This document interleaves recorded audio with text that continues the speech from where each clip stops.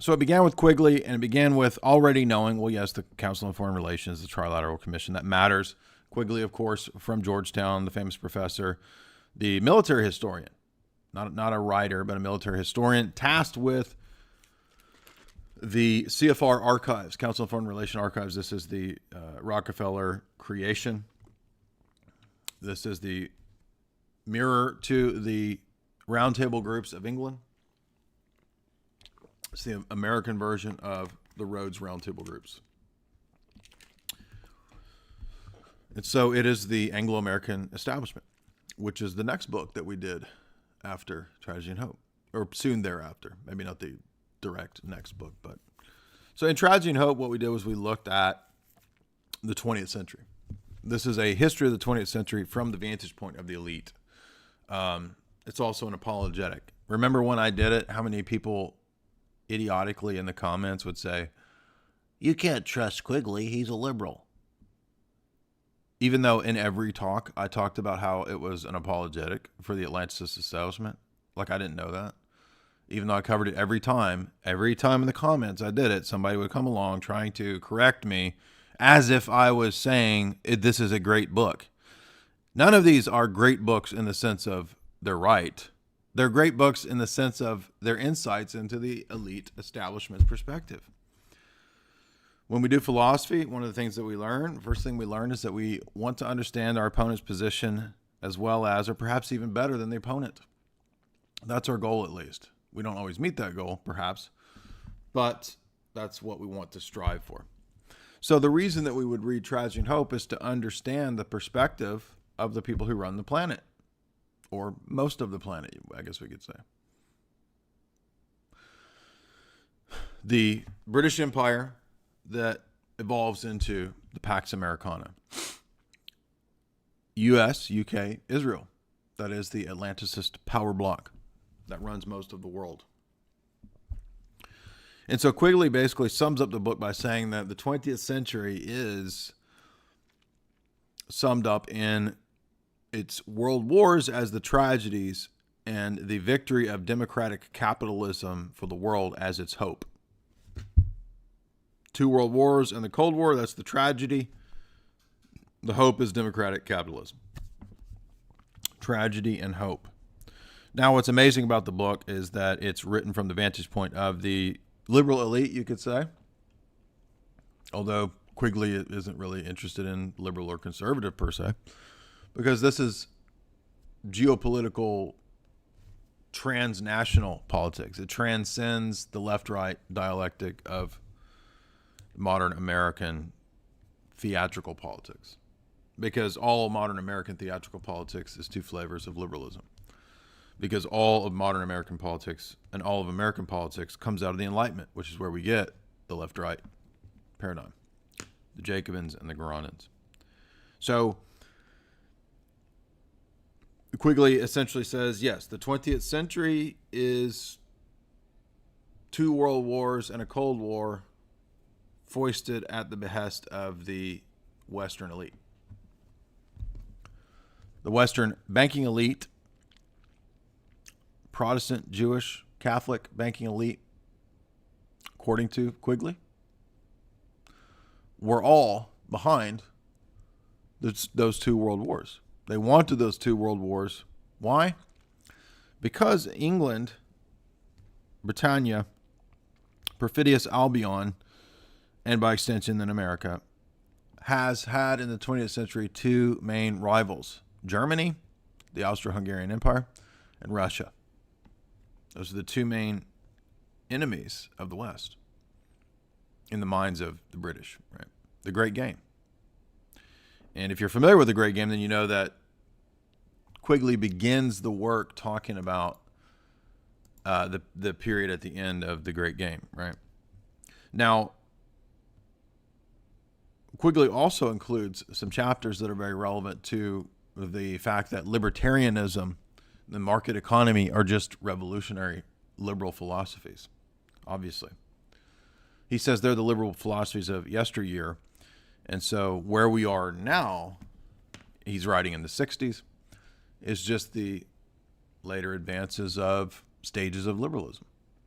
And by liberalism, we don't mean modern Democratic Party. We mean everything after the Enlightenment. Everything. Because the Enlightenment is a liberal project, right? David Ricardo, Hume, Kant, Locke, Jefferson. That's all Enlightenment liberalism. Robespierre, Danton, and the encyclopedists, on and on and on. So the Cold War, after these two world wars, is when Quigley's writing, and Quigley says that the purpose of the Cold War is ultimately to dismantle, reorganize Russia, something that Bertrand Russell, one of the authors of the other two Globalism books that we've done, says that Russia is in the process of being dismantled and reorganized under the Bolsheviks, and then by extension under Stalin, although there was a road bump with Stalin because Stalin didn't do everything that the Western elite wanted. And Quigley covers this. He says, we wanted Stalin to accept the Marshall Plan money. That didn't go exactly like we wanted, but eventually Russia capitulated. Hence the, fall of the Soviets and all that. And that's kind of a dialectic there. I'm not saying that. But even within dialectics, right, sometimes if a ruler of a country that was even installed by the CIA, if he doesn't do what they want him to do, they're ready to put somebody else in, he doesn't want to go, well, you might get taken down, right? You might be a Gaddafi, you might be a Saddam, something like that.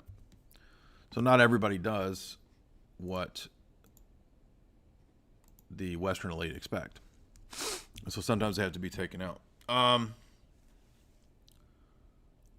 So Quigley does an apologetic, but he explains so much about what the elite establishment did and how they were behind these two world wars and the Cold War. And it's kind of a justification. It's kind of like, this is what we had to do, because obviously democratic liberal capitalism is the best for the world. That's what makes most people happy. Happy, right? Fucking Happy Meal philosophy is what we're talking about here. Literally. And as I've said many times, the most important chapter is, there is the later chapter that everybody cites about how the transformation of America is not from communists and socialists, but from the corporate elite, the richest people in America. That's who's transforming America. And he actually makes fun of the anti-communist right-wingers who were too stupid to figure that out. He says, can you believe the John Birch crowd? He's like, they're so dumb. They think that Moscow is changing America. He laughs at him. He's like, a bunch of idiots. Don't you know that David Rockefeller set up the foundations and these groups that are changing America? Don't you know that the Reese Committee hearings investigated this and found out that it was the richest foundations and families in America that were changing America in this way? It wasn't Moscow. It's just retarded. So that's a big red pill. And boomers, for whatever reason, they cannot get that red pill. That's the hardest thing for them to figure out, is that the wealthiest people in America are the ones changing America. Because they're convinced that it was Khrushchev and, Oleg whoever and the NKVD and, because they watched spy shows or whatever. So, and the whole, Roman Catholic world bought into the Cold War boomer narrative, which is what Wim Hof's great book is about, which we've covered ad nauseum, which could also be classed in the Globalism book series. We did do a talk on Wim Hof's book. But Wim Hof shows how the Catholic Church was duped into boomer Cold War land and couldn't figure out that the people who were conning them into being an institution for the promotion of Americanism were the ones that were fostering the liberalism. This is not rocket science. It's not that hard to figure out who the Fortune 100 support, what they support across the globe, and that they, in a coordinated fashion, are promoting all of this across the globe. Okay. It's not Moscow. It's not the KGB. That doesn't exist anymore. Right. Oh, I know. There's some trads and there's some boomers who are convinced that Moscow and the KGB still secretly run all this. Yeah. Yeah. All of the CEO of the CEOs, the Fortune 100, the COOs, yes, they're all secretly KGB agents. Sure. Yeah. But, so it's a big red pill on the Cold War from Quigley. That's what a lot of people have a hard time understanding. It's a big red pill when it comes to the psychological warfare of nukes. Remember that? Whole lectures where we covered the psychological impact of nuke fears. And Quigley says all that. The psychological impact of Britain's appeasement policy, dual policy, which was done on purpose because they wanted those two wars. And they wanted the League of Nations, and that didn't do what they hoped. So then they wanted the United Nations after the Second War. And that has still not really achieved what they've wanted. But it is, of course, the preeminent globalist institution. The land for it was donated by the Rockefeller family. It is a Rockefeller creation. It's 101 conspiracy world, right? So we did that. We did Quigley in 8 lectures, 2 hours apiece. First hour free, second hour. I have that linked. Avail yourself of this. This will give you the grounding. Take notes. Learn the 20th century from the vantage point of the elite. Now, that book was, so we're told, I've never totally substantiated this, but that book was given to CIA section chiefs who were confused at times why the West during the Cold War would be funding and aiding communists and Marxists. Why are we doing that? It doesn't make any sense. Oh, here's this 1,300-page book that explains what we're really doing. Now, there's a myriad of conspiracy theories about the printing of the book and somebody buying the tablets and the plates and they got lost and they wasn't supposed to be printed and blah. I don't know. Maybe. Whoever can go track down all the conspiracy claims. It doesn't matter. I don't care about the conspiracy claims about the book. The book is obviously an insight into the Anglo-American establishment. And I don't remember the exact order of the Globalism books, but not too long after that, we did Anglo-American establishment. Quigley's other important book. If you look at the Globalism books lecture series, it's at the very bottom. Those aren't in any kind of order, by the way. And the Tragedy and Hope is on its own playlist. Right? So 2 different playlists. And we covered Cecil Rhodes, Lord Milner, and Lord Rothschild. And we did, I think, 30-minute lecture and then maybe 30-minute second half and then another 20-minute lecture and then another 30-minute second half, right? Because this is not a 1,300-page book. Anglo-American establishment is like 300 pages, right? So we split that up into a couple videos. And we talked, what Quigley did was kind of say, all right, I took you through what happened in the 20th century from the background perspective. Now let's go back and talk about how this began 100 years ago, turn of the century-ish. And let's talk about who set this up. Who set up the Society of the Elect, as it was called, which had an inner party of 13, 15 families or so, 13 or so important people. You could say the top of the pyramid of that day. Quite literally the actual Illuminati. In the book, explained clear as day. It's not a mystery. And then outside of the inner core, Rhodes, Rothschild, Milner, Astor, etc., so he lists them all. We have an outer party of what were called the helpers. The helpers are the idiot academics that think that the system is for them. Now, this is back at, turn of the century, Downton Abbey, right? If you've watched Downton Abbey, this is when, the British Empire is the highest, most advanced, evolved possible thing for the world. This is going to be helping everybody, right? They had no idea yet about transhumanism per se. That was soon to come, though, when H.G. Wells steps onto the scene. This is where things would go, and things would progress in this very dark direction very quickly. But I don't think at around the year 1900, they had all of the complete dark designs planned yet. Nobody knew what transhumanism was per se. Although H.G. Wells was beginning to write some interesting stuff around this time. And I think people noticed it. So, very important book. If you don't have the time or the ability to read Tragedy and Hope, read the 300-page book, Anglo-American Establishment. And then you see the power structure 100 years ago. Now, the power structure is roughly the same still. It's the same types of people in power. Some of those families might have grown in importance and wealth. Other families have less importance and wealth in this power structure. The British Empire doesn't really have the power that it has. However, what he explains in that book is that the Commonwealth of England, which is a sort of later stage of the British Empire, is the basis for the American world order. Pax Americana.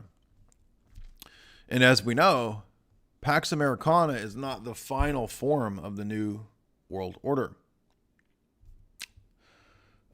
Pax Americana is to die and shed its skin and give way to the final revolution. So I think around this time, maybe even before, we did Brave New World. Remember that? Now, I had read Huxley already. Other stuff, perennial philosophy, which is kind of the one world religion type stuff. But I had not, for whatever reason, I didn't really, maybe I read it when I was younger. If I did, I didn't remember. We did Brave New World. And we saw there in the introduction, the very important introduction to the book, Huxley says, this is not, well, of course, this is not fiction, because I'm writing to you, telling you what we're going to do, but you're, of course, too stupid to understand that this is going to be done to you. This is what he says to the Berkeley people. So, by the way, if you've not read Brave New World, or you don't know about this, if you've not watched the Berkeley lectures, they're free on YouTube. Go watch his talks at Berkeley. And he says, everything I wrote is a plan. It's what's going to be done to you. And at one point, he actually says, of course, you're all too stupid to know that it's an actual plan. He flat out says it. So the scientific technocracy is what these people had decided. And this is the same groups, the same circles, the same people. Royal Society, Royal Institute for International Affairs, Fabian Society, Astor's, the Cliveden set, Rothschild, Rockefeller, J.P. Morgan. These are all in the same vein. This is all in Anglo-American Establishment. So when we moved on to Brave New World, we saw, so 10, 20, 30 years after the turn of the century, late 1890s, right? This really gets kicked into gear with the ideas of technocracy. They're really latching on to this. And so we saw that the final revolution, what was so important in Brave New World, was that the final revolution was the end of all the revolutions. The revolutions from the time of French Revolution in his mind, Scientific Revolution, Protestant Revolution, you could say even. Revolution, all the way up through American Revolution. And what's the final revolution? Scientific dictatorship. That's it. That's all. That's the whole thing. So we were starting to get the big picture here. Now, again, I'd already known all this stuff a long time ago.